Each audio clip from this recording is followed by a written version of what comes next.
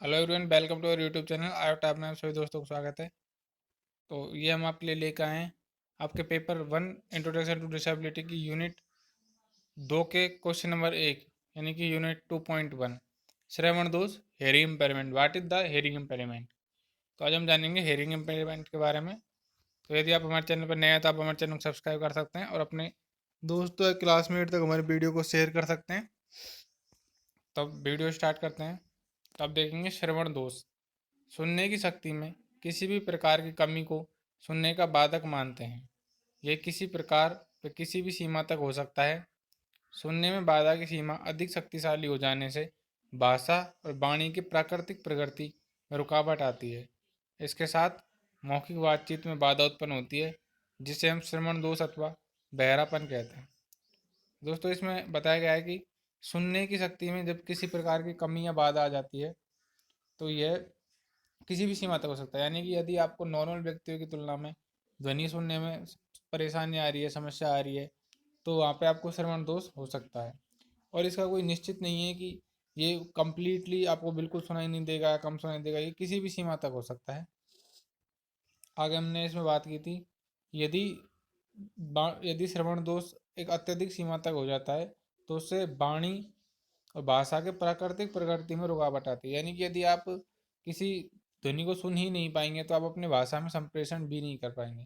मुख्यतः ये देखा जाता है कि जो बच्चे जन्म से ही बहरे होते हैं वो बहरे होने के साथ साथ गूंगे भी पाए जाते हैं मोस्टली कंडीशन में, क्योंकि जब वो कोई चीज़ को सुनते ही नहीं तो वाणी को दोहरा नहीं पाते, जिससे कि उनकी भाषा और वाणी का जो प्राकृतिक रूप से जो कन्वर्जेशन है वो नहीं हो पाता। तो आगे देखते हैं दोस्तों डेफिनेशंस। तो यहाँ पर हम देख सकते हैं कि अलग अलग लोगों के द्वारा अलग अलग मत दिए गए हैं हेयरिंग इम्पेयरमेंट को, श्रवण क्षतिग्रस्ता को लेकर के। ऐसा नहीं है दोस्तों कि ये सिर्फ HI के सिलेबस में है, ये चाहे आप किसी फील्ड से हैं, HI ID VI ये सब का कॉमन पेपर है और ये क्वेश्चन सभी के सिलेबस में है। तुम देखते हैं श्रवण अक्षमता की परिभाषा। श्रवण क्षतिग्रस्तता में किसी भी प्रकार के दोष अथवा असमानता जैसे मनोवैज्ञानिक, शारीरिक अथवा शारीरिक संरचना या उसके कार्यों में हो सकती है। यानी कि श्रवण क्षतिग्रस्तता से किसी भी प्रकार का दोष हो सकता है। आपको सुनने में परेशानी हो सकती है, मानसिक रूप से आप किसी ध्वनि आ रही है लेकिन आप उसको समझ नहीं पा रहे हैं, तो इस तरह की कंडीशंस भी देखी जाती हैं। आगे हम देखते हैं आशा 1981 के अनुसार श्रवण क्षति एक विचलन या बदलाव है जिसमें श्रवण कार्य अधिक गड़बड़ी के कारण सामान्य श्रेणी से बाहर हो जाते हैं। तो दोस्तों, बहुत ही बेसिक सी परिभाषा है। भारतीय पुनर्वास परिषद अधिनियम 1992 के अनुसार rehearsal council of India RCI के द्वारा परिभाषा दी गई है। श्रवण विकलांगता का अर्थ बधिरता के साथ श्रवण क्षतिग्रस्तता है। अच्छे कान में 70 डेसिबल से अधिक अथवा दोनों कानों में पूर्ण श्रवण दोष होना ही श्रवण क्षति अक्षमता है। यानी कि RCI ने बताया है कि पूर्ण रूप से बहरापन है जो श्रवण क्षतिग्रस्तता में आता है, लेकिन आंशिक रूप से यदि किसी को कम भी सुनाई देता है तो उसे भी हम बधिरता में ही लेते हैं। अगर हम बात करें कि डेसिबल की, तो यहाँ पर दिया गया है 70 डेसिबल की यहाँ पर मात्रा दी गई है। 70 डेसिबल से अधिक अथवा दोनों कानों में पूर्ण रूप से श्रवण क्षमता होना। यानी कि यदि आप 70 डेसिबल से के आसपास की ध्वनि नहीं सुन सकते या पूर्ण रूप से कोई ध्वनि नहीं सुन सकते, वहाँ बधिरता घोषित कर दी जाती है। आगे बढ़ते हैं। WHO विश्व स्वास्थ्य संगठन के अनुसार मानव के उसके तरीके या विभिन्न प्रकार की क्रियाओं, चाहे क्षतिग्रस्तता अथवा अक्षमता हो, विश्व संगठन के अनुसार श्रवण अक्षमता को निम्न 6 श्रेणियों में वर्गीकृत किया गया है। तो अब पहला है सामान्य, नॉर्मल। जब कोई व्यक्ति 0 से 25 डेसिबल की ध्वनि नहीं सुन सकता तो वो नॉर्मल होता है, उसमें क्षतिग्रस्तता बिल्कुल नॉर्मल होती है। अति अल्प यानी कि माइल्ड, माइल्ड में होता है 26 से 40 डेसिमल। यदि व्यक्ति 26 से 40 डेसिमल तक की ध्वनि नहीं सुन सकता तो वो माइल्ड श्रेणी में आता है, उसको बहुत ही अति अल्प प्रकार की जो है श्रवण क्षतिग्रस्तता होती है। थर्ड नंबर पर आता है आपका अल्प, मॉडरेट। मॉडरेट में 41 से 55 डेसिबल की ध्वनि होती है। यदि व्यक्ति 55 डेसिबल तक की ध्वनि नहीं सुन सकता तो उसमें अल्प श्रवण क्षतिग्रस्तता होती है। अल्पतम, मॉडरेट सर्वर, इसमें 56 से 70 डेसिबल होता है। यानी कि अगर 70 डेसिबल तक की यदि ध्वनि व्यक्ति नहीं सुन सकता तो उसमें श्रवण क्षतिग्रस्तता अल्पतम मात्रा की होगी। आगे बढ़ते हैं दोस्तों। गंभीर सर्वर सर्वर में 71 से 90 डेसिबल की ध्वनि होती है।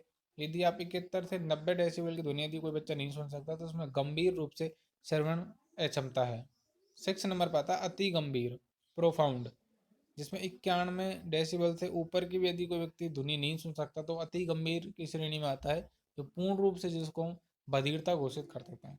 तो आइए दोस्तों, इनको थोड़ा डिफाइन करके हम यहाँ पे देख सकते हैं प्रकारों को, जो कि WHO ने दिए हैं। पहले नंबर पे है आपका सामान्य या नॉर्मल। इस श्रेणी के अंतर्गत व्यक्ति की श्रवण शक्ति सामान्य होती है एवं किसी प्रकार की आवाज़ सुनने में कोई कठिनाई नहीं होती। इसमें छोटे बच्चे भी आसानी से वाणी एवं भाषा का विकास कर लेते हैं।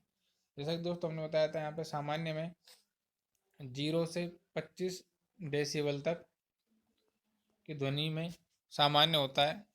तो इस श्रेणी के अंदर व्यक्ति नॉर्मल जो भी आवाज़ें हैं, ध्वनियाँ हैं, वो पूर्ण रूप से आराम से सुन लेता है, उन्हें सुनने में कोई कठिनाई नहीं होती और इसी कारण बच्चे में वाणी में भाषा का विकास भी हो जाता है। आगे बढ़ते हैं हम अति अल्प माइल्ड। इस श्रेणी के अंतर्गत व्यक्ति किसी भी आवाज़ को सामान्य की तरह सुन सकता है, परंतु कभी कभी धीमी व पतली आवाज़ों को सुनने में परेशानी हो सकती है। छोटे बच्चे वाणी एवं भाषा का विकास बिना किसी समस्या के कर लेते हैं, परंतु कुछ उच्च आवृत्ति के अक्षरों का उच्चारण गलत करते हैं। अति अल्प यानी माइल्ड में दोस्तों क्या होता है कि व्यक्ति नॉर्मल व्यक्ति की तरह भाषा आवाज़ को सुन सकता है, लेकिन कभी कभी क्या होता है कि जैसे कोई दूर की कोई आवाज़ है उसको नॉर्मल व्यक्ति की तुलना में नहीं सुन पाना, या जैसे किसी की आवाज़ में पतली आवाज़ है या धीमी आवाज़ है उसको नहीं सुन पाना। तो ऐसे में बच्चों की वाणी और भाषा का विकास तो नॉर्मली हो ही जाता है, बिना समस्या के कर लेते हैं, लेकिन कुछ शब्द जैसे कि लड़की को लकड़ी बोलना, तो उन समस्याओं में ऐसी विभेद हो जाता है। थर्ड नंबर पर आता है अल्प मॉडरेट। इस प्रकार के श्रवण दोष में व्यक्ति को सुनने में कुछ कठिनाई होती है यदि वो किसी बड़े हॉल में बैठा हो, एक साथ 4-5 लोगों की आवाज़ों के बीच किसी आवाज़ को सुनने में दिक्कत होती है। इसमें छोटे बच्चे की वाणी एवं भाषा का विकास अवश्य ही पीछे छूट जाता है, इसलिए इसका विशेष ध्यान देना चाहिए। अल्प मॉडरेट में क्या होता है दोस्तों, यदि व्यक्ति नॉर्मली सुन तो लेता है, लेकिन यदि 4-5 व्यक्ति किसी बड़े हॉल में एक साथ बात कर रहे हैं और वहाँ पे आवाज़ें गूंज रही हैं, उनमें कन्फ्यूजन होता है कि ये आवाज़ किस व्यक्ति की है या ये किस व्यक्ति के द्वारा बोला गया है। तो वहाँ पे अल्प या मॉडरेट श्रवण ध्वनि होती है। और अगर बात करें छोटे बच्चों की, तो छोटे बच्चों में वाणी और भाषा का विकास थोड़ा सा पीछे छूट जाता है, तो इसलिए उनका विशेष ध्यान देना चाहिए बचपन से ही। आगे हम बढ़ते हैं अल्पतम मॉडरेटली सर्वर। यहाँ पे व्यक्ति बिना श्रवण यंत्र के आसानी से नहीं सुन सकता। छोटे बच्चों में शुरू से ही श्रवण यंत्र लगाना जरूरी हो जाता है, तभी वाणी एवं भाषा का विकास संभव हो पाता है। इसके साथ साथ बच्चे बेहतर वाणी एवं भाषा विकास के लिए विशेष वाणी चिकित्सक की जरूरत होती है। अल्पतम जो मॉडरेट होता है दोस्तों, उसमें मॉडरेटली सर्वर में यहाँ पे क्या होता है कि यहाँ पे व्यक्ति बिना श्रवण यंत्र के बिल्कुल नहीं सुन पाता। इनकी बहुत ही धीमी आवाज़ होनी सुनाई देती है और भाषा है वाणी के विकास के लिए उसे श्रवण यंत्र का उपयोग करना पड़ता है। छोटे बच्चों में तो शुरू से ही, क्योंकि वो संवेदनशील होते हैं, इसलिए उन्हें स्टार्टिंग से ही श्रवण यंत्र लगाना जरूरी होता है, तभी वाणी एवं भाषा का विकास संभव हो पाता है। या अब आगे देखते हैं दोस्तों, गंभीर सर्वर। यहाँ पर किसी व्यक्ति पूरी तरीके से श्रवण यंत्र पर आश्रित होता है। बिना श्रवण यंत्र के उसे किसी भी प्रकार की सामान्य आवाज़ सुनाई नहीं देती। छोटे बच्चे भी पूरी तरीके से श्रवण यंत्र पर आश्रित होते हैं, इसलिए इनकी वाणी में भाषा का विकास पूरी तरीके से श्रवण यंत्र पर आश्रित होता है। दोस्तों गंभीर जो होता है उसमें व्यक्ति बिना श्रवण यंत्र के कुछ भी सुनाई नहीं देता उसे, तो उसके लिए श्रवण यंत्र जरूरी हो जाता है। यहाँ पे बात करते हैं अति गंभीर की प्रोफाउंड। इस श्रेणी के अंतर्गत छोटे व बड़े व्यक्ति के लिए श्रवण यंत्र ही मात्र उपाय है। इसके द्वारा ही शाब्दिक या भाषा का संप्रेषण हो सकता है। इस प्रकार के बच्चों के लिए सहायक उपकरण की व्यवस्था की जाती है। जैसे हम यहाँ पे देखेंगे कि श्रवण क्षतिग्रस्तता को दूर करने के लिए कौन कौन से यहाँ पे उपकरण होते हैं। पहले देखते हैं पॉकेट टाइप श्रवण यंत्र। वह श्रवण यंत्र जिसे आप अपने जेब में रख सकते हैं और एयरफोन के माध्यम से कानों में लगा सकते हैं। कान के पीछे वाला श्रवण यंत्र, एक श्रवण यंत्र आता है माइक्रोफोन की तरह, उसको आप अपने कान में के अंदर या कान के बाहर पहन सकते हैं। कान के अंदर पहने जाने वाला श्रवण यंत्र आपके ब्लूटूथ जो कंडक्टर होता है उसकी तरह एक छोटा सा श्रवण यंत्र आता है, जिसको आप कान के अंदर पहन सकते हैं। नली के अंदर पहनने वाला श्रवण यंत्र, ये श्रवण यंत्र बिल्कुल दिखाई नहीं देता है, आपके कान के अंदर ऑपरेशन के द्वारा ये फिक्स किया जाता है। चश्मे के आकार का श्रवण यंत्र, इनके द्वारा श्रवण दोष से क्षतिग्रस्त बच्चों को सुनने में आसानी होती है। तो दोस्तों आज के लिए वीडियो में इतना ही था। Thanks for watching this video, और अपने दोस्तों तक शेयर करते रहें। आपको जो भी क्वेश्चन है आप हमें कमेंट बॉक्स में दे सकते हैं, उनका रिप्लाई अगली वीडियो में दे दी जाएगा, आपको कमेंट सेशन में उनका रिप्लाई कर दिया जाएगा।